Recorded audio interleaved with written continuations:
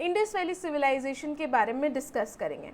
सो इस particular lecture में हम लोग सबसे पहले बैकग्राउंड क्या था, बैकग्राउंड इन सेंस की स्टोरी क्या चली थी, कैसे लोगों को पता चला कि एक सिविलाइजेशन एग्जिस्ट करती थी वो भी इंडिया में, इसकी क्या स्टोरी थी पहले वो बताऊंगी। फिर एग्जाम पॉइंट ऑफ व्यू से आप लोगों को किन किन चीज़ों को याद रखना है, फिर हम उन चीज़ों को डिस्कस करेंगे। Right, so without wasting any time हमारा आज का लेक्चर स्टार्ट करते हैं। तो सबसे पहले ना हम थोड़ी सी जो स्टोरी के बारे में मैं आपको बता रही थी उसके बारे में डिस्कस कर लेते हैं।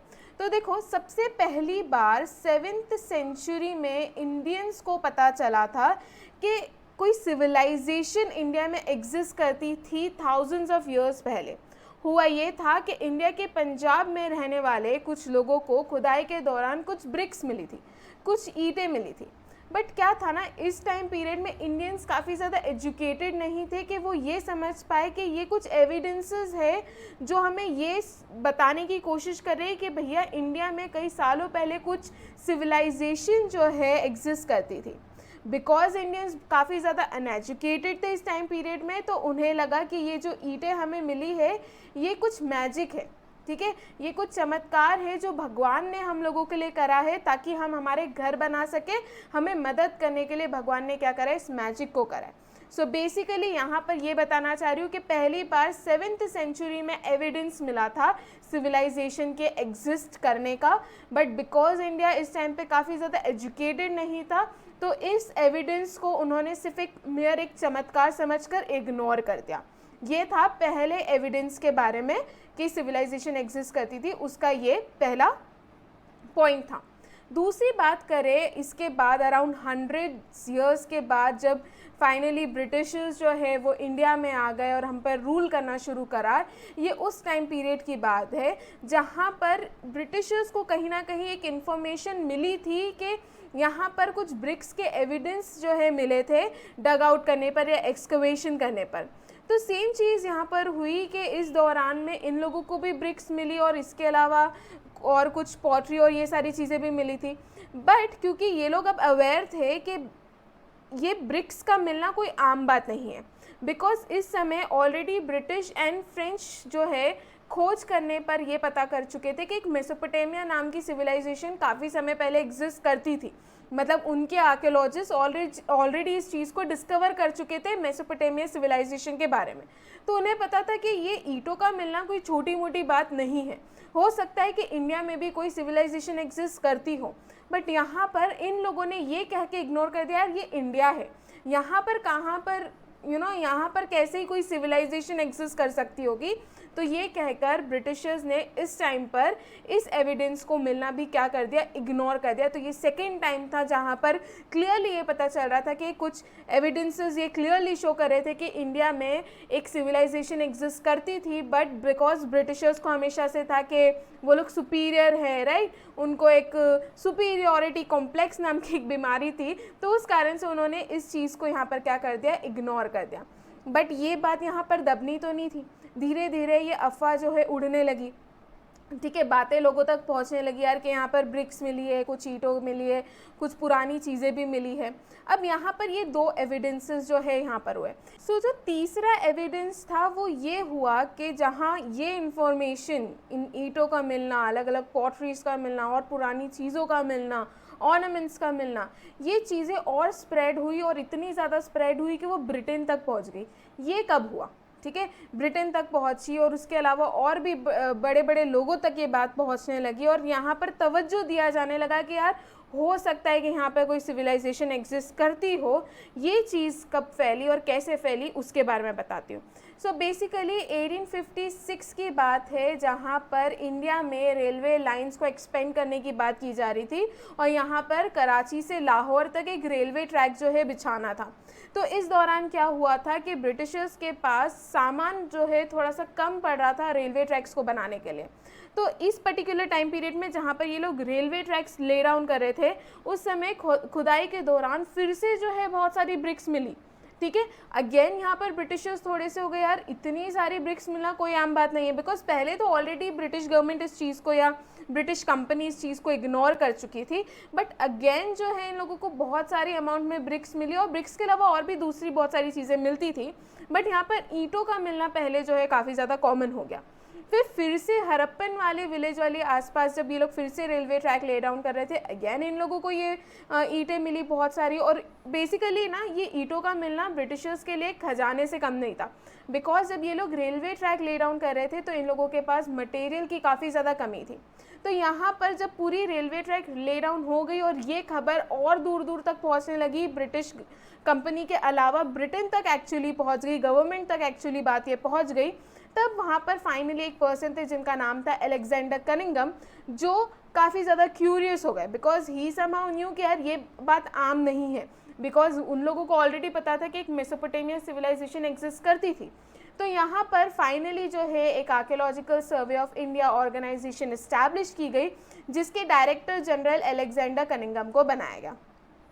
नाउ अलेक्जेंडर कनिंघम जो काफ़ी ज़्यादा क्यूरियस, काफ़ी ज़्यादा हिस्ट्री में उनको काफ़ी ज़्यादा इंटरेस्ट था, वो फाइनली साइट पर आए और उन्होंने एक्सकवेशन करवाया। एक्सकवेशन कराने के बाद इन्हें कुछ सील मिली। इनका एक्चुअली ना हो सकता था कि ये और ज़्यादा एक्सकवेशन करते, और ज़्यादा डग आउट करते तो और भी ज़्यादा इन्फॉर्मेशन मिल सकती थी, बट यहाँ पर इन्हें क्या हुआ था, एक सील मिली थी और इस सील पे क्या था, एक बुल बना हुआ था। ठीक है, इन्होंने कहा कि यार ये सील मिली है हमको, इन्होंने कंक्लूड करते हुए ये कहा कि ये जो इस पे बुल जो बना हुआ है इस पे हम्प नहीं है, तो बिकॉज इस पे हम्प नहीं है तो ये क्या है, एक फॉरेन का सील हो सकता है। ठीक है, मतलब ये जो कॉइन था ये फॉरेन कंट्री का हो सकता है, इंडिया का नहीं होगा। और इतनी सी बात को कहते हुए, कंक्लूड करते हुए उन्होंने यहाँ पर एक्सकवेशंस करवाना बंद कर दिया, बिकॉज उनको लगा कि ये सील इंडिया की तो है ही नहीं, ये तो किसी फॉरेन कंट्री की होगी, और उन्होंने एक्सकवेशंस को यहाँ पे क्लोज कर दिया, जितने भी वो रिसर्च करे थे उसको बंद कर दिया, और इतनी सी चीज़ पर कंक्लूड करते हुए यहाँ पर बातें ख़त्म हो गई। मतलब यहाँ पर फिर से बात ये कहकर दब गई कि नहीं, यहाँ पर कोई सिविलाइजेशन नहीं होगी। बट अभी यहाँ पर रुकना नहीं था। अब यहाँ पर 1920 में ASI के, मतलब that is archaeological survey of India के, एक नए डायरेक्टर जनरल बने जिनका नाम था जॉन मार्शल। अब जॉन मार्शल ना अलेक्जेंडर कनिंघम से भी ज़्यादा क्यूरियस इंसान, ठीक है। इन्होंने क्या करा, इन्होंने पूरी एक टीम बना दी कि मैं ना पूरी एक टीम बनाऊंगा जिसमें थाउजेंड्स ऑफ लेबर्स एंड बहुत सारे ब्रिटिशर्स को इंक्लूड करके बहुत बड़ी टीम बनाई, और इन्होंने फाइनली हरप्पन वाली साइट पर एक्सकवेशन करना शुरू करा। एक्सकवेशन करते करते बेसिकली इनका जो एक्सकवेशन की टीम थी उसे लीड करे थे सर दयाराम साहनी।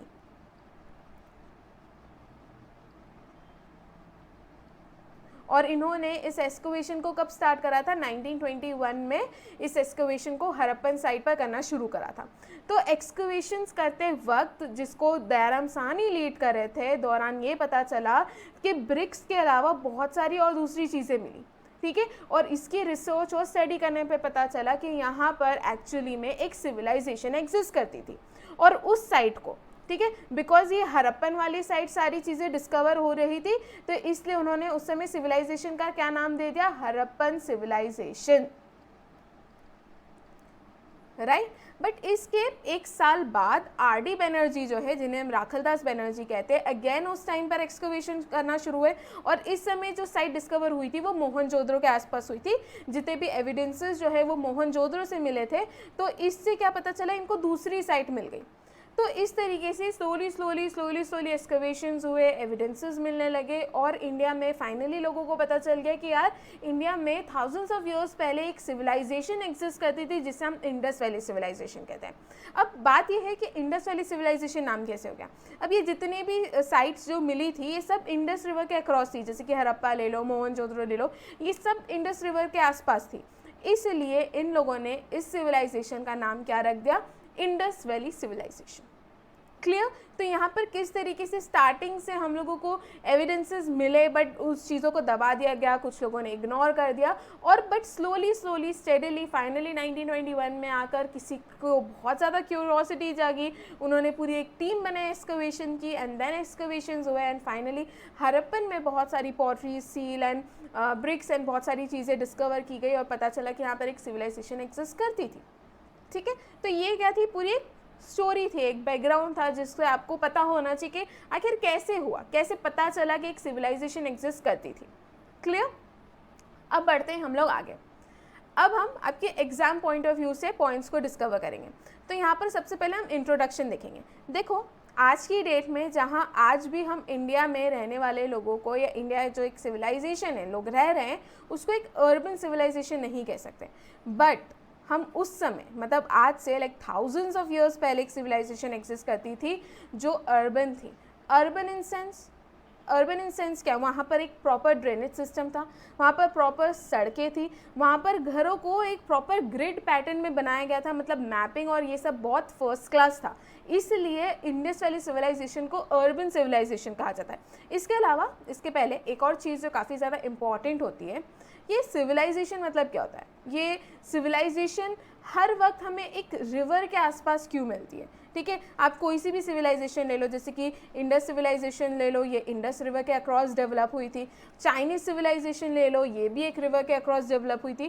तो ये सब सिविलाइजेशंस रिवर के अक्रॉस ही क्यों डेवलप होती है। देखो, एक सिविलाइजेशन मतलब कि लोग जहाँ मिलजुल कर रह रहे हो, ठीक है, जिनको खाने पीने के लिए चीज़ें चाहिए रहती है। तो मेन हमारा मकसद क्या होता है, हमको क्या चाहिए होता है, 2 वक्त का खाना, ठीक है, पीने के लिए पानी। और अगर आप एक रिवर के आसपास रह रहे हो तो रिवर के आसपास की लैंड क्या होगी, फर्टाइल होगी। अगर लैंड फर्टाइल होगी तो वहाँ पर अगर आप कोई क्रॉप उगाने का सोच रहे हो या फार्मिंग करने का सोच रहे हो तो फार्मिंग ईजी हो जाएगी। एंड बिकॉज रिवर के आसपास ही है तो आपको ईजिली वाटर अवेलेबल हो जाएगा। अब लैंड फर्टाइल होगी, उस पर आपके खाने के अलावा आप जानवर भी पालते हैं, तो जानवरों के लिए भी आप लोगों को, एनिमल्स को भी ग्रेजिंग करवाना होता है, तो उसके लिए भी ग्रास आप लोगों को ईजिली मिल जाएगी। एक यही होता है ना हमारे इनिशियली उस टाइम पर, बिकॉज अभी तो हम लोग काफ़ी ज़्यादा कंज्यूमरिस्ट बन गए, हमको हर चीज़ एडवांस टेक्नोलॉजी चाहिए, ये अभी हो गया। बट उस समय की नीड क्या थी, यही दो तीन बेसिक चीज़ें थी कि खाने के लिए खाना मिल जाए, पीने के लिए पानी मिल जाए और हमारे जानवरों को भी खाना मिल जाए, ठीक है। यही 3 मेन बेसिक रिक्वायरमेंट थी उस टाइम की। तो ये सारी चीज़ें कहाँ पर मिलती है हमको, ऑब्वियसली एक रिवर के आसपास ये सारी चीज़ें मिल जाएगी, ठीक है। तो इसलिए जब भी आप किसी सिविलाइजेशन की बात करते हो ना, कि आपको एक रिवर के पास मिलेगी, ठीक है, जहाँ पर ये डेवलप हो रही होगी स्लोली। क्लियर। तो सिविलाइजेशन मतलब समझ गए क्यों हमेशा ये एक रिवर के आसपास ही डेवलप होती है, ये चीज़ समझ गए। अब जो हम पढ़ रहे थे वो देख लेते हैं। तो इंडस वैली सिविलाइजेशन एक अर्बन सिविलाइजेशन थी। प्रोटो हिस्टोरिक मैंने आप लोगों को क्या बताया था कि रिटन एविडेंसेस मिले हैं सिविलाइजेशन के, बट लोग इसे डिसिफर नहीं कर पाए। और ये क्या था, एक ब्रॉन्ज एज सिविलाइजेशन था, ठीक है, जो किस टाइम पीरियड में डेवलप हुआ था, तो ये 2500 से लेके 1700 बीसी के आसपास डेवलप हुआ था। इसकी डेट भी ना आप लोगों को अलग अलग बुक में अलग अलग देखने को मिलेगी, बट हमने एनसीईआरटी से इसको निकाला है, तो आप लोग कंफ्यूज मत होना, ठीक है। तो टाइम पीरियड क्या है, 2500 बीसी से लेके 1700 बीसी का जो टाइम पीरियड है, उस समय इंडस वैली सिविलाइजेशन डेवलप हो रहा था। एक अर्बन सिविलाइजेशन थी, प्रोटो हिस्टोरिक था और ब्रॉन्ज एज सिविलाइजेशन इसे माना जाता है, बिकॉज ऑब्वियसली अभी आयरन की डिस्कवरी हुई नहीं है। Clear. So the history of India begins with birth of Indus valley civilisation, जिसे हम हरप्पन सिविलाइजेशन भी कहते हैं। एंड हरप्पन सिविलाइजेशन क्यों कहते हैं, बिकॉज पहली साइट जो डिस्कवर हुई थी वो हरप्पा ही थी, और इसलिए इसका नाम हरप्पन सिविलाइजेशन कह दिया था। बट बाद में क्या हुआ कि इंडस रिवर के आसपास बहुत सारी और दूसरी साइट्स भी मिलने लगी, तो इनको लगा कि यार ये पूरा सब इंडिया से ही जुड़ा हुआ है। कैसे इनको पता चला कि सब इंडिया से जुड़ा हुआ है, देखो जब इंडस रिवर के आसपास जो अलग अलग साइट्स ये लोग मिल रही थी, जिस पे ये लोग एक्सकवेशन कर रहे थे, तो इन सभी टाइम पीरियड में एक्सकवेशन करते वक्त जो भी चीज़ें मिली है, फिर चाहे वो पॉटरी हो या ज्वेलरीज हो या टूल्स वेपन्स हो, वो सब जो है ना सिमिलर थी, ठीक है, सब आपस में सेम थी, उनके तरीके जो है वो सेम थे। उससे पता चला कि ये पूरी जो है एक सिविलाइजेशन थी, और ये पूरी सिविलाइजेशन कहाँ पर मिल रही थी, इंडस रिवर के आसपास मिल रही थी। इसलिए इसे सिर्फ हरप्पन सिविलाइजेशन कहने की जगह इन लोगों ने क्या नाम दे दिया इसको, इंडस वैली सिविलाइजेशन, ठीक है। अब मैंने ये बता दिया कि अराउंड 2500 बीसी से ये फ्लरिश होना शुरू हुई, और ये जो वेस्टर्न पार्ट है साउथ एशिया का, वहाँ पर देखने को मिली in contemporary Pakistan and western India, आप कह सकते हो, ठीक है। The Indus valley was home to largest of 4 ancient urban civilisation, that is of Egypt, Mesopotamia, India and China. मतलब इंडिया के अलावा 3 और बड़ी बड़ी सिविलाइजेशन जो है उस टाइम पर एग्जिस्ट कर रही थी, दैट इज मेसोपोटामिया सिविलाइजेशन, एक चाइनीज सिविलाइजेशन और तीसरी थी इजिप्शियन सिविलाइजेशन। अभी हम आगे देखेंगे। इसके बाद ना पहले सोर्सेज ये कहते थे कि जो मेसोपोटामिया सिविलाइजेशन है ये सबसे ज़्यादा पुरानी सिविलाइजेशन है। It is one of the oldest civilisation जो एग्जिस्ट करती थी, not one of the, it was the oldest civilisation जो एग्जिस्ट करती थी। बट रिसेंट में कुछ स्टडीज़ के बेसिस पर कार्बन डेटिंग की टेक्निक से जो भी टूल्स एंड वेपन्स जो भी चीज़ें मिली है उनकी रिसर्च करने के बाद कार्बन डेटिंग टेक्निक से ये पता चला कि इंडिया में जो चीज़ें मिली है वो मेसोपोटामिया के टाइम पीरियड से भी काफ़ी ज़्यादा पुरानी है। तो इसलिए लोग कहते हैं कि इंडस वैली सिविलाइजेशन जो है वो मेसोपोटामिया से भी ज़्यादा पुरानी है। बट ये चीज़ें अभी तक क्लियर नहीं हुई हैं, इस पर अभी कॉन्फ्लिक्ट्स चल रहे हैं। कुछ लोग कुछ कहते हैं, कुछ लोग कुछ कहते हैं। तो हमारा काम है कि आपको बताना, और हमने आपको बता दिया कि ये चीज़ थी। आगे बढ़ते हैं हम लोग। In 1920s, the Archaeological Department of India, they carried out excavations in Indus Valley, wherein the ruins of two old cities, that is Mohenjo-daro and Harappa, were unearthed. फिर 1924 में ऐसे सेट जॉन मार्शल जो है वो director general थे of archaeological survey of India, उन्होंने announce किया the discovery of new civilisation in the Indus valley to the world. ठीक है, जॉन मार्शल के अंडर ही सारी चीज़ें हुई थी। उन्होंने मैंने बताया आपको किस तरीके से उन्होंने एक पूरी टीम बनाई थी जिन्होंने एक्सकवेशंस करना शुरू करा, फिर उस पर रिसर्च एंड स्टडी होने लगी, एंड फाइनली 1924 में जॉन मार्शल ने पूरे वर्ल्ड में इस चीज़ को अनाउंस कर दिया कि इंडिया में एक बहुत पुरानी सिविलाइजेशन एग्जिस्ट करती थी जो इंडस वैली के आसपास एग्जिस्ट करती थी या डेवलप हुई थी, और इसलिए इसको इंडस वैली सिविलाइजेशन के नाम से जाना जाता है। आगे बढ़ते हम लोग। एज आई सेड, इंडिया के अलावा 3 और बड़ी बड़ी सिविलाइजेशन उस टाइम पीरियड में एग्जिस्ट करती थी। एक है मेसोपोटामिया, ठीक है, जो कि टिग्रिस एंड यूफ्रेट वैली जो है उसके आसपास एग्जिस्ट करती थी। मैंने क्या कहा कि हर सिविलाइजेशन एक रिवर के अक्रॉस डेवलप हुई थी। अगर मैं मेसोपोटामिया सिविलाइजेशन की बात करूँ तो वो टिग्रिस एंड यूफ्रेट रिवर के आसपास डेवलप हुई थी। इजिप्शियन सिविलाइजेशन नाइल रिवर के आसपास हुई थी, एंड चाइना सिविलाइजेशन या चाइनीज सिविलाइजेशन की बात करूँ तो ये येलो रिवर के आसपास डेवलप हुई थी। ठीक है, और इंडस वैली सिविलाइजेशन का हमें पता ही है कि इंडस रिवर के आसपास जो है इंडस वैली सिविलाइजेशन पूरी क्या हुई थी, डेवलप हुई थी। तो ये भी आप लोग याद रखना, ये इंपॉर्टेंट है आपके एग्जाम पॉइंट ऑफ व्यू से कि कौन सी सिविलाइजेशन कौन सी रिवर के अक्रॉस डेवलप हो रही थी, इससे भी क्वेश्चंस एग्जाम में बनते हैं। आगे बढ़ते हैं हम लोग। अब यहाँ पर कुछ फैक्चुअल चीज़ें देख लेते हैं जो कि आपके एग्जाम पॉइंट ऑफ व्यू से इंपॉर्टेंट है। जैसे कि जॉन मार्शल ये पहले स्कॉलर थे जिन्होंने इंडस वैली सिविलाइजेशन टर्म को यूज़ करा था। एग्जाम में यहाँ से क्वेश्चन बहुत बार पूछा गया है, तो ये आप लोगों को याद रखना है। इसके अलावा हम इसके जियोग्राफिकल एक्सटेंट की बात कर लेते हैं कि Indus valley civilisation east west north south direction में कौन सी जगह में कहाँ तक पूरा एक्सपेंडेड था, उस चीज़ के बारे में देख लेते हैं। ठीक है, तो सबसे पहले ये नॉर्थ में मांडा तक एक्सटेंडेड था जो कि जम्मू एंड कश्मीर में है। चेनाब रिवर तक जो है नॉर्थ में क्या था, एक्सटेंडेड था। उसके बाद साउथ की बात कर ले तो साउथ में गोदावरी रिवर में जो दायमाबाद नाम की प्लेस है महाराष्ट्र में, वहाँ तक एक्सटेंडेड था। उसके बाद मैं वेस्ट की बात कर लूँ तो वेस्ट में सुत्का गेंडोर बलूचिस्तान दक्ष रिवर तक एक्सटेंडेड था। एंड उसके बाद मैं ईस्ट की बात कर लूँ तो आलमगीरपुर यूपी में जो प्लेस है वहाँ पर हिंडन रिवर तक एक्सटेंडेड था। तो इसका geographical extent exam point of view से काफ़ी ज़्यादा इंपॉर्टेंट है। पहले नॉर्थ साउथ देख लो, तो नॉर्थ में क्या है, तो नॉर्थ में जम्मू कश्मीर आता है ऑब्वियसली, तो जम्मू कश्मीर में मांडा तक चेनाब रिवर। फिर उसके बाद साउथ में आ जाओ, साउथ में गोदावरी रिवर तक, उसमें भी दायमाबाद नाम की जो प्लेस है महाराष्ट्र में वहाँ तक। उसके बाद वेस्ट में आओ, वेस्ट में सुत्का गेंडोर बलूचिस्तान दक्ष रिवर, और ईस्ट में आ जाओ तो ईस्ट में आलमगीरपुर जो कि उत्तर प्रदेश में, और हिंडन रिवर। क्लियर, तो ये इसका क्या है, इंडस वैली सिविलाइजेशन का जियोग्राफिकल एक्सटेंट है। आगे बढ़ते हैं। इंडस वैली सिविलाइजेशन के 6 बड़े टाउन्स, ठीक है, जहाँ जो आपके एग्जाम पॉइंट ऑफ व्यू से बहुत ज़्यादा इंपॉर्टेंट है। हर टाउन से कुछ ना कुछ इंपॉर्टेंट बातें मिली है, जैसे कि कहीं से पशुपतिनाथ की सील मिली है, तो कहीं से फायर अल्टर्स मिले हैं, कहीं से प्लॉट रोज़ मिली है। तो ये अलग अलग चीज़ें जो है अलग अलग साइट से एक्सकवेट की गई है जो एग्जाम पॉइंट ऑफ व्यू से काफ़ी ज़्यादा इंपॉर्टेंट है। बट इंडस वैली सिविलाइजेशन के 6 सबसे बड़े टाउन वो कौन से, वो देख लेते हैं। तो जो सबसे बड़ा था वो था मोहनजोदड़ो, उसके बाद हड़प्पा, गनवारीवाल, धोलावीरा, राखीगढ़ी और कालीबंगन। इसके बाद इंडस वैली सिविलाइजेशन की जो स्क्रिप्ट थी वो पिक्टोग्राफिक स्क्रिप्ट थी, ठीक है, जिसे राइट से लेफ्ट लिखा गया। इट इज़ नॉट डेसिफर्ड, और इसलिए कौन से टाइम पीरियड को बिलोंग करता है, प्रोटो हिस्टोरिकल पीरियड की स्क्रिप्ट मिली है बट हम उसे डेसिफर नहीं कर पाए। तो आईवीसी की स्क्रिप्ट किस फॉर्म में है, तो वो याद रखना, वो पिक्टोग्राफिक स्क्रिप्ट है। ठीक है, और इसको राइट से लेफ्ट की तरफ लिखा जाता था।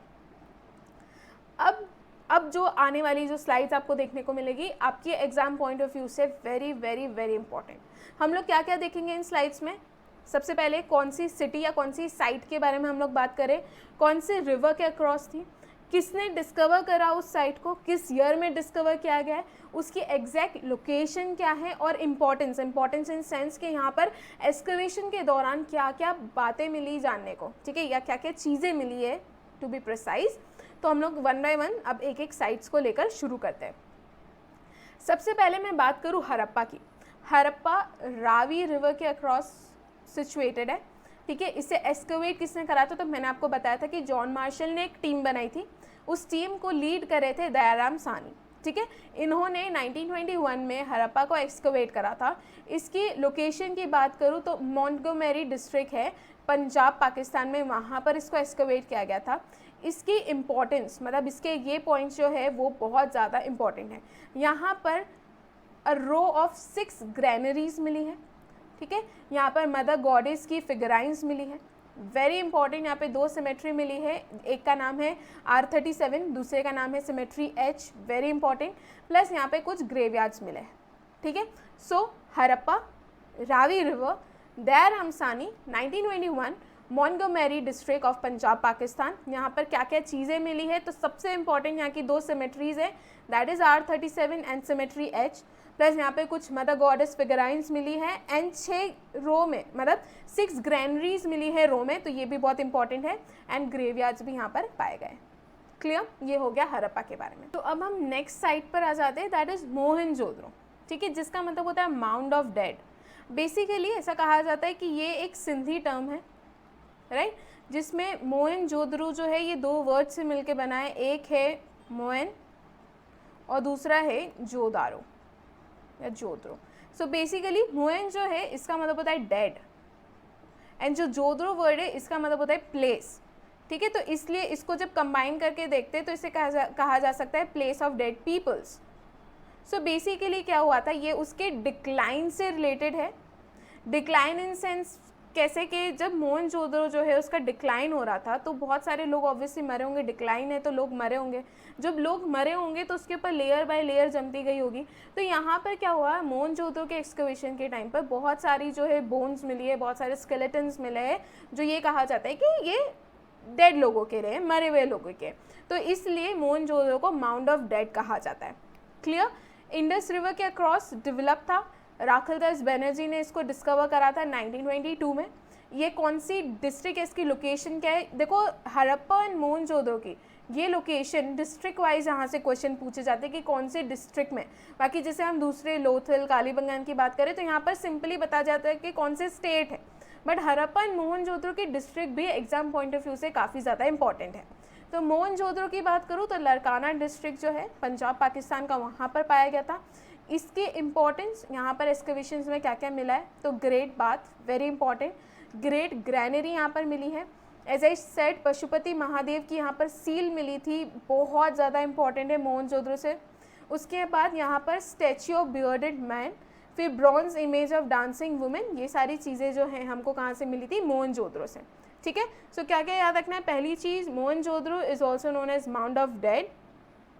इंडस रिवर के अक्रॉस सिचुएटेड है। 1922 में राखलदास बनर्जी ने इसको एक्सकवेट करा था। लरकाना डिस्ट्रिक्ट ऑफ पंजाब पाकिस्तान ये इसकी लोकेशन है।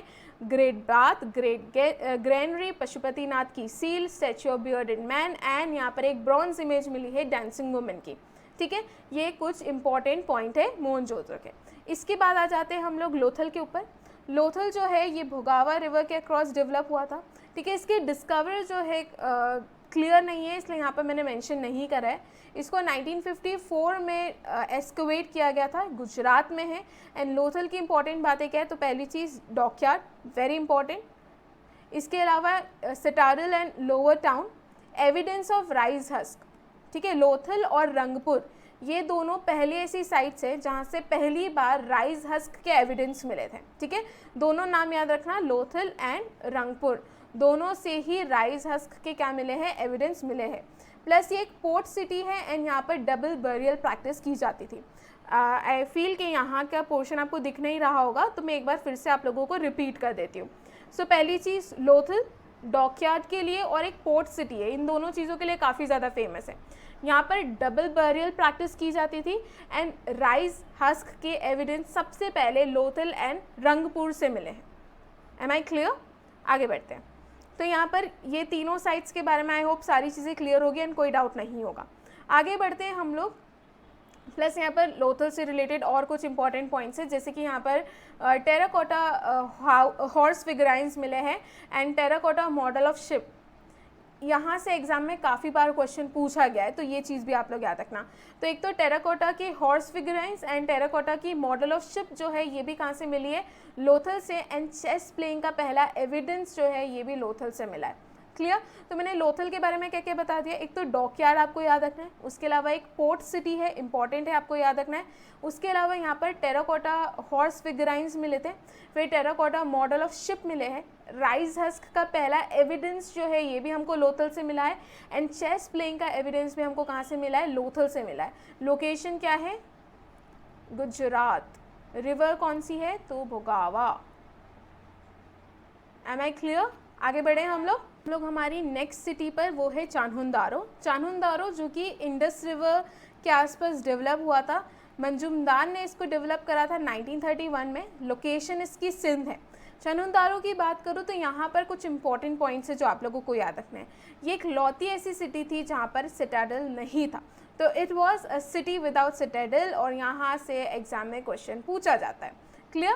प्लस यहाँ पर ब्रॉन्ज फिगराइन मिला है बलक्काट का, और यहाँ पर बीड मेकिंग शॉप भी पाई गई है। तो चान्हुंदारो के बारे में क्या क्या याद रखना है? इंडस रिवर के पास में डेवलप हुआ था, मंजुमदार ने इसको डेवलप करा था, 1931 में इसको डिस्कवर किया गया था सिंध में, और it is a city without citadel. यहाँ पर ब्रॉन्ज फिगराइन मिला है बुलक्काट का, और बीड मेकिंग शॉप्स भी यहाँ पर पाई गई है। इसके बाद आ जाते हैं हम लोग धोलावीरा। धोलावीरा जो कि गुजरात में पाया गया था, इसको 1967 में जेपी जोशी ने डिस्कवर करा था। कौन सी रिवर के पास में है? तो लूनी रिवर के पास में इसको ये डेवलप हुआ था बेसिकली धोलावीरा। तो मैं गुजरात की दोनों सिटीज़ के बारे में पहले बताती हूँ।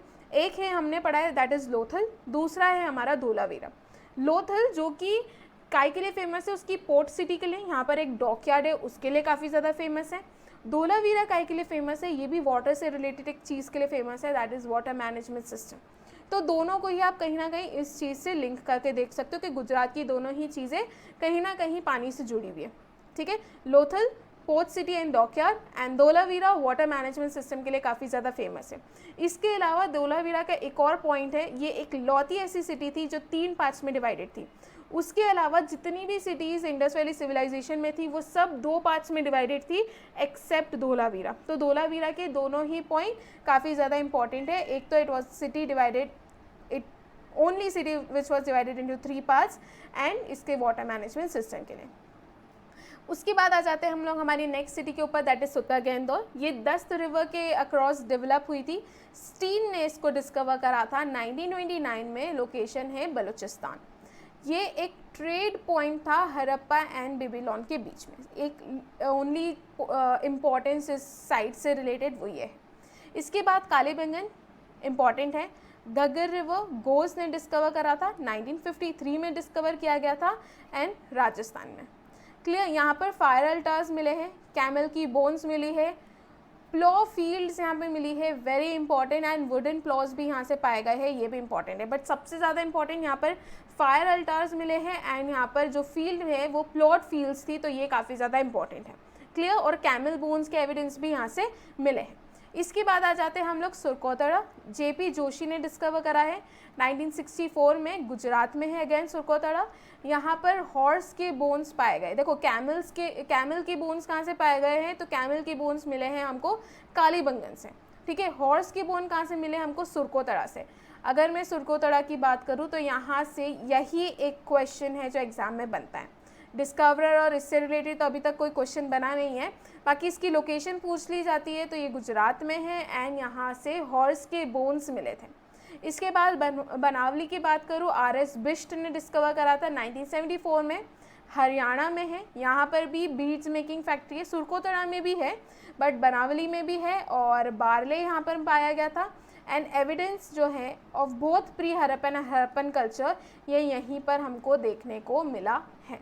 तो तो ये कुछ इंपॉर्टेंट साइट्स थी और उनसे रिलेटेड कुछ इंपॉर्टेंट एक्सकवेशंस जहाँ से एग्जाम में डायरेक्ट क्वेश्चंस बनते हैं। क्लियर? अब हम इंडस वैली सिविलाइजेशन की कुछ कैरेक्टरिस्टिक्स देखेंगे कि क्या है, क्या ऐसे पॉइंट्स है जो इंडस वैली सिविलाइजेशन को इंडस वैली सिविलाइजेशन बनाती है। Right, just kidding. अभी हम लोग क्या देखेंगे, इंडस वैली सिविलाइजेशन की कुछ कैरेक्टरिस्टिक्स। तो सबसे पहले हम लोग अर्बन कैरेक्टरिस्टिक्स देख लेते हैं। देखो, मैंने पहले ही कहा था, मैंने आपको 3 पॉइंट्स कहे थे कि इंडस वैली सिविलाइजेशन क्या है, एक अर्बन सिविलाइजेशन थी। ठीक है, कौन से टाइम पीरियड को बिलोंग करते हैं, ये प्रोटो हिस्ट्री में इसको रखा गया है। और ये क्या थी, एक ब्रॉन्ज एज सिविलाइजेशन थी। ठीक है, ये चीज़ मैं स्टार्टिंग में ही आपको बता चुकी हूँ। अब मैंने आपसे क्या कहा था कि ये एक अर्बन सिविलाइजेशन क्यों कहलाती है। अर्बन सिविलाइजेशन क्योंकि यहाँ पर जितने भी घर थे, ठीक है, आज भी इंडिया में एक ग्रिड पैटर्न में घर देखना एक बहुत बड़ी बात हो जाती है। ठीक है, बहुत मतलब बहुत बड़ी बात। पहले घर ऐसे होते थे कि ये घर बनाया और आसपास ऐसी स्पेस छोड़ दी जाती थी ताकि प्रॉपर जो है हवा आने जाने का घर में एक सोर्स रहे कि प्रॉपर हवा आ रही हो और जा रही हो। अभी घर बिल्कुल ऐसे चिपके हुए होते हैं, चिपके हुए। खिड़कियाँ तो आप लोग भूल ही जाओ। क्लियर? और जितनी जगह ना, जितनी जगह आप एक्वायर कर सकते हो ना, अतिक्रमण जिसे हम बोलते हैं घर बनाने में भी जो होता है, वो तो मैक्सिमम आज की केस में चल रहा है। ठीक है, कि हमारे पास गाड़ी रखने का शेड होना चाहिए, तो सड़क में ही आगे तक जो है अपने घर को बढ़ा दो कि गाड़ी रख लेंगे यहाँ पर। तो ये चीज़ें बहुत कॉमन है आज की डेट में जो देखने को मिलती है। बट अब सोचो उस टाइम पर, राइट, हज़ारों साल पहले का एक सिविलाइजेशन है जहाँ पर घरों को एक प्रॉपर ग्रिड पैटर्न में बनाया गया था कि सारे घर इस तरीके के दिखते थे, सब ऐसे बने हुए थे, स्क्वायर, सब स्क्वायर शेप में, सब एक प्रॉपर ग्रिड पैटर्न में थे। ठीक है, प्लस यहाँ पर बर्न्ड ब्रिक्स यूज़ की जा रही थी। क्लियर? यहाँ पर अंडरग्राउंड ड्रेनेज सिस्टम था, यहाँ पर फोर्टिफाइड सिटाडेल था। जो डोर एंड विंडोज़ थे घर के, वो यूजुअली जो है पीछे की तरफ बैकयार्ड से ओपन होते थे। इसका सिर्फ एक एक्सेप्शन है, वो है लोथल। ठीक है, लोथल में जितने भी दरवाजे थे वो मेन रोड की तरफ खुलते थे। बाकी जितनी भी इंडस वैली सिविलाइजेशन की साइड्स है उस सभी में दरवाजे पीछे की तरफ बैकयार्ड में खुलते थे। ठीक है, ये एक इंपॉर्टेंट पॉइंट है, इसे याद रखना। मैंने अभी आप लोगों को बताया था कि जो सिटीज़ है उनको 2 पार्ट्स में डिवाइड किया जाता था, एक्सेप्ट एक प्लेस थी जो मैंने अभी आप लोगों को बताई है, दैट इज़ धोलावीरा। धोलावीरा में सिटीज़ को कितने पार्ट्स में डिवाइड किया गया है, 3 पार्ट्स में डिवाइड किया गया है। ठीक है, बाकी जितनी भी IVC में जितनी भी सिटीज़ थी इंडस वैली सिविलाइजेशन में, उन सभी को upper part and lower part में डिवाइड किया गया है। अपर पार्ट जो हुआ करता था वो फोर्टिफाइड हुआ करता था। ठीक है, इसमें भी एक एक्सेप्शन है कि कालीबंगन में जो है दोनों पार्ट्स क्या थे, फोर्टिफाइड थे। तो अर्बन कैरेक्टरिस्टिक्स सबसे पहले एक इम्पॉर्टेंट चीज़ से हम लोग स्टार्ट करेंगे। जो भी सिटी थी उसको ग्रिड पैटर्न में बनाया गया था, बर्न्ड ब्रिक्स थी, यहाँ पर अंडरग्राउंड ड्रेनेज सिस्टम था। Can you imagine underground drainage system यार उस टाइम पीरियड में। प्लस यहाँ पे फोर्टिफाइड सिटाडेल थे और यहाँ पर प्रॉपर वाटर मैनेजमेंट सिस्टम भी था जो मैंने अभी आप लोगों को बताया था। एंड इसके अलावा जितने भी डोर्स और दरवाजे थे वो बैकयार्ड में खुलते थे एक्सेप्ट लोथल। सभी सिटीज़ 2 पार्ट में डिवाइडेड थी एक्सेप्ट धोलावीरा। अपर पार्ट सभी सिटीज़ में फोर्टिफाइड थे एक्सेप्ट कालीबंगन, जहाँ पर upper part and lower part जो है वो दोनों ही फोर्टिफाइड थे। तो यहाँ पर कुछ एक्सेप्शंस हैं, इंपॉर्टेंट है ऑब्वियसली। ठीक है, एक्सेप्शंस हमेशा इंपॉर्टेंट होते हैं। आगे बढ़ते हैं हम लोग एग्रीकल्चर और एनिमल हस्बेंड्री के बारे में देख लेते हैं। Sindon cotton major trade good, earliest people to produce cotton. तो ये मेजर ट्रेड गुड्स जो थे वो कॉटन का था और ये सबसे पहले लोग थे जिन्होंने कॉटन को प्रोड्यूस करना शुरू करा था। फिर मैं राइस हस्क के एविडेंस का आप लोगों को बताई थी कि राइस हस्क के एविडेंस हमको कहाँ से मिले, तो 2 जगह याद रखनी है, लोथल एंड रंगपुर। ठीक है, ये हम लोग स्टार्टिंग में डिस्कस कर चुके। वीट एंड बार्ले, सबसे ज़्यादा जिस क्रॉप को कल्टीवेट किया गया था इस टाइम पीरियड में वो है wheat and barley. Use of wooden ploughshare, they had no idea about iron implements because iron की डिस्कवरी लाइक काफ़ी ज़्यादा लेट हुई थी। प्लस यहाँ पर एनिमल्स को डोमेस्टिकेट किया जाता था, जैसे कि pig, sheep, goats, buffalo, ox, इन सभी चीज़ों को डोमेस्टिकेट किया जाता था। Even elephants and rhinos were known. Remains of horse, अभी मैं बताई थी कि हॉर्स के बोन्स जो है हम लोगों को कहाँ से मिले हैं, सुरकोतड़ा से, इम्पॉर्टेंट है। और कैमल के बोन्स हमको कहाँ से मिले हैं, कालीबंगन से। ये दोनों ही इंपॉर्टेंट एक्चुअली। ठीक है, तो दोनों आप लोगों को क्या करना है, याद रखना है। So evidence of horse in Mohenjodaro and Lothal are also found. देखो, जब बात चल रही कि हॉर्स के बोन्स कहाँ से मिले थे, तो सुरकोतड़ा। इसके अलावा हॉर्स के एविडेंस मोहनजोदड़ो और लोथल से भी पाए गए। ठीक है। बट ये जो सिविलाइजेशन है वो हॉर्स सेंटर्ड नहीं थी, इस पॉइंट को भी याद रखना। इसके बाद प्लॉफील्ड, कालीबंगन, हम ऑलरेडी मैं आप लोगों को बता चुकी हूँ इसके बारे में। रिलीजियस कैरेक्टरिस्टिक्स की बात करूँ तो टेम्पल के किसी भी तरीके के कोई साक्ष्य जो है इस पर्टिकुलर सिविलाइजेशन में नहीं मिला है। इसके अलावा पर टेराकोटा फिगर मिला है मदर गॉडेस का, कहाँ से मिला है? हड़प्पा से मिला है ना।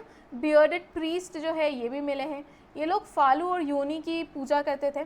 पशुपति महादेव की सील मिली है, कहाँ से मिली है? मोहनजोदड़ो से। इस तरीके से रिलेट करते हुए चलो, जो स्टार्टिंग में बता चुकी हूँ ना उन चीज़ों को थोड़ा कनेक्ट करते हुए चलो। अब स्टार्टिंग में मैंने सिर्फ ये बताया था कि पशुपति महादेव की एक सील मिली थी मोहनजोदड़ो से, बट यहाँ पर आपको उस सील के नीचे कुछ वो एनिमल से सराउंडेड थे, उससे भी क्वेश्चन पूछे गए।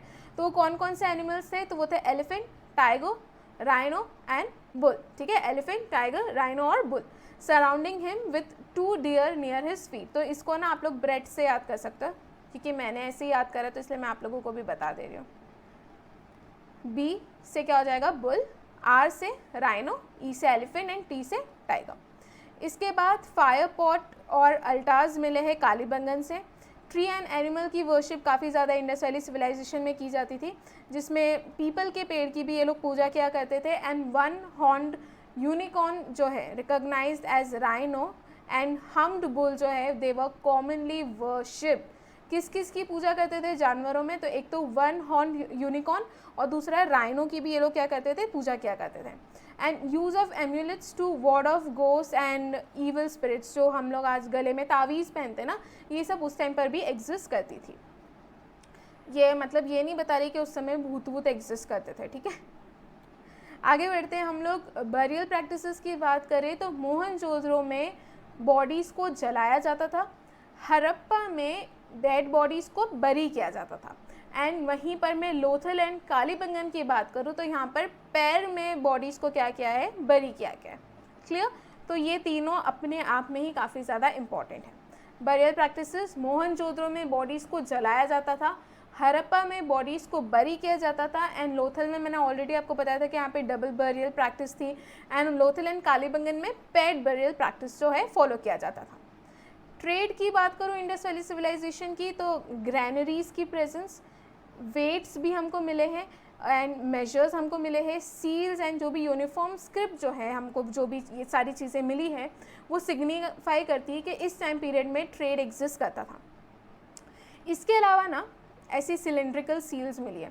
ये सिलेंड्रिकल सील्स ना मेसोपोटामिया की थी और ये सिलेंड्रिकल सील्स हमें इंडिया में पाई गई थी एक्सकवेशन के दौरान, जो क्लियरली बताता है कि इंडिया के या इंडस वैली सिविलाइजेशन के मेसोपोटामिया के साथ ट्रेड रिलेशंस थे, ठीक है। इसके अलावा barter system was widely prevalent. Lothal, Sutkagendor व port cities use for conducting trade. Trade destinations की बात करूँ तो Afghanistan, Iran and Central Asia.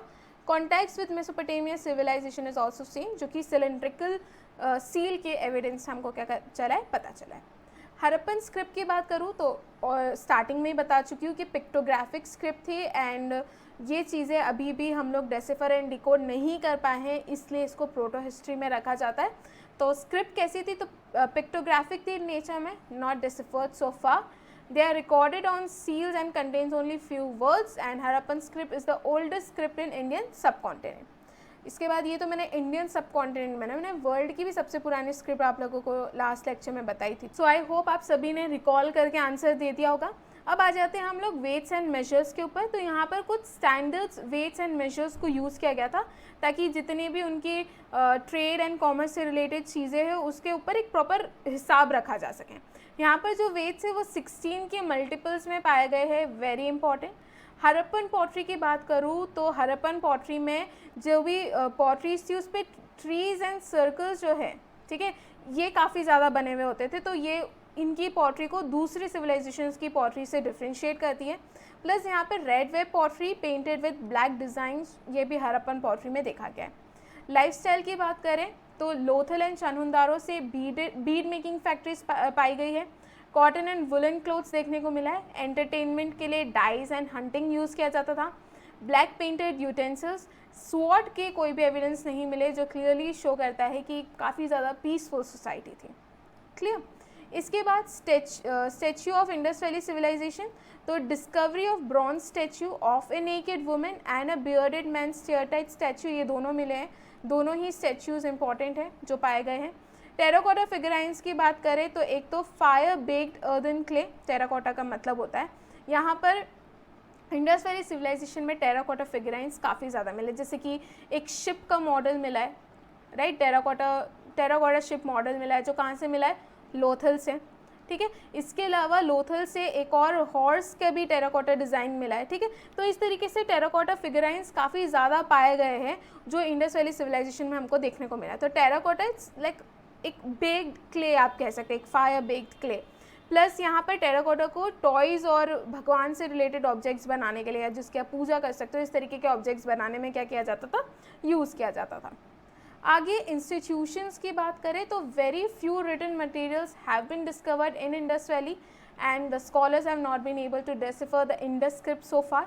As a result, there is a difficulty in understanding the nature of the state and institutions of Indus Valley civilization. ऐसे ये चीज़ें हम आप लोगों को स्टार्टिंग में ही समझा चुकी हूँ कि ये प्रोटो हिस्ट्री वाला टाइम पीरियड है, यहाँ की स्क्रिप्ट पिक्टोग्राफिक थी, तो लोग क्या है उन चीज़ों को डेसिफर नहीं कर पाए, इसलिए यहाँ पर उनके नेचर को, ठीक है, इंडस वैली सिविलाइजेशन के स्टेट को, उनके नेचर को समझना लोगों के लिए क्या हो गया, डिफ़िकल्ट हो गया। प्लस यहाँ पर किसी भी तरीके के कोई टेम्पल्स नहीं मिले, ये भी हम लोग स्टार्टिंग में देख चुके हैं। Harappa was possibly ruled by class of merchants. अगर आप लोगों ने मोहनजोदड़ो फिल्म देखी है तो आप लोगों को पता होगा कि वहाँ पर जो लोग रूल कर रहे थे वो मर्चेंट क्लास थी। If we look for a center of power or for depictions of people in power, जो archaeological records है, they provide no immediate answers। देखो सोर्सेज मिले हैं, बहुत सारे एविडेंसेस भी मिले हैं, बट हम इनकी हिस्ट्री को जितना हद तक कंस्ट्रक्ट कर सकते थे उतने हद तक कंस्ट्रक्ट कर पाए, ठीक है। बट अभी भी बहुत सारे ऐसे क्वेश्चंस हैं विच आर अनआंसर्ड, जिसके जवाब अभी भी हमारे पास नहीं है, right. Some archaeologists are of opinion कि जो हरप्पन सोसाइटी है had no rulers and that everybody enjoyed equal status. वहीं पे दूसरे लोग बोलते कि रूल करने वाली मर्चेंट क्लास थी, ठीक है। दूसरी तरफ आप ये भी देख सकते हो कि 2 पार्ट्स में सिटी को डिवाइड कर रखा था, क्लियर, जिसमें अगर उन लोगों को ट्रेड करना होता था तो उन लोगों को अपर पार्ट में जाना पड़ता था सिटी के। तो यहाँ पर डिवीजन एक तरह का देखने को मिल रहा है, right. Another theory argues that there was no single ruler but a number of rulers representing each of the urban centers. Clear, तो ये सब अलग अलग पॉइंट्स है, एक दूसरे को कॉन्ट्राडिक्ट कर रहे हैं, बट इनसे रिलेटेड हमारे पास प्रॉपर आंसर्स नहीं है, ठीक है। दूसरे फैक्ट्स की बात करें तो probably the most effective cause of the destruction of Indus valley civilisation was floods. इनके डिक्लाइन से रिलेटेड भी बहुत सारी आप लोगों को अलग अलग थियोरीज देखने को मिलेगी, बट इसमें सबसे ज़्यादा जो इफेक्टिव कॉज माना गया इसके डिक्लाइन का वो है floods, clear. Pingit called Harappa and Mohenjo-daro the twin capital of vast empire, very important। किसने twin capital कहा था हरप्पा एंड मोहनजोदड़ो को, तो वो है पिंगिट। And the soil baked in fire, उसे टेराकोटा कहते हैं, ये ऑलरेडी मैं आप लोगों को बता चुकी हूँ, ये है important. As I said, Indus valley civilisation के डिक्लाइन से रिलेटेड अलग अलग थियोरीज अलग अलग लोगों ने दिए, उसके कोलैप्स के अलग अलग रीज़न दिए गए हैं, ये वो लोग हैं और ये उनके द्वारा दिए गए रीज़न है, क्लियर। तो जैसे कि कैनेडी ने कहा था कि आईवीसी डिक्लाइन हुआ था नेचुरल कैलामिटी के कारण। मोर्टाइमर विलर्ड इम्पॉर्टेंट है, इन्होंने कहा था आर्यन इन्वेजन के कारण आईवीसी डिक्लाइन हुआ था। गॉर्डन चाइल्ड ने कहा था एक्सटर्नल एग्रेशन के कारण। स्टीन एंड गोश ने कहा था क्लाइमेट चेंज के कारण। अनस्टेबल रिवर सिस्टम जो है इसके कारण आईवीसी डिक्लाइन हुआ था, ये लैम्ब्रिक ने कहा था। अर्थक्वेक के कारण हुआ है, रॉबर्ट रेक्स ने कहा था। और इकोलॉजिकल इम्बैलेंस के कारण हुआ है, फेरसर्वीज ने कहा था। तो इसमें से ये जो स्टार्टिंग के 4 है ना, बहुत इंपॉर्टेंट है, जिसमें Mortimer Wheeler very important, external aggression Gordon Childe का very important, and natural calamity Kennedy का, ये तीनों तो वेरी वेरी इंपॉर्टेंट है, ठीक है। सो अगर आप मेंस के लिए आंसर लिख रहे हो तो आप इन सारी पॉइंट्स को जैसे कि पूरा फ्रेम है, देखो मैंने यहाँ पर आप लोगों को बैकग्राउंड बता दिया, ठीक है, प्लस मैंने प्रीलिम्स के अकॉर्डिंग सारी चीज़ें बता दी जो टेबल फॉर्म में थी, जिसमें हमने उनकी साइट किस ईयर में हुआ था, किसने डिस्कवर करा था, इंपॉर्टेंट क्या क्या चीज़ें डिस्कवर हुई, वो चीज़ें हमने डिस्कस कर ली। फिर हमने पूरी कैरेक्टरिस्टिक्स डिस्कस करी, ठीक है, इंस्टीट्यूशन से लेकर, रिलीजन से लेकर, अर्बन कैरेक्टरिस्टिक्स से लेकर सारी कैरेक्टरिस्टिक्स हम लोगों ने डिस्कस कर ली। अब जब आप इतना सब लिखोगे तो कोलैप्स में भी आप लोगों को कुछ अच्छे से कुछ कोट करके लिखना होगा, तो आप इन लोगों की बातें कोट करके लिख सकते हो कि according to Mortimer Wheeler Indus valley civilisation it collapse due to Aryan invasion. तो इस तरीके से आप लोग आंसर को कोट करके लिख सकते हो, ठीक है।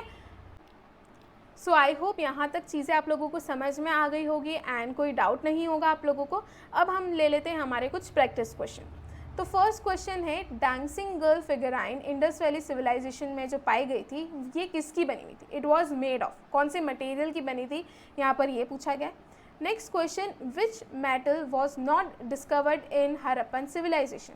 कौन सा मेटल इस पर्टिकुलर टाइम पीरियड में डिस्कवर नहीं हुआ था? Next question, the date of Harappan civilisation has been fixed on basis of, Harappan civilisation का जो डेट है, ठीक है, देखो यहाँ पर ये आपको अगेन वेरी करता हुआ दिख रहा है ना, तो ये अलग अलग जगह आपको अलग अलग दिखेगा, तो कंफ्यूज मत हो जाना।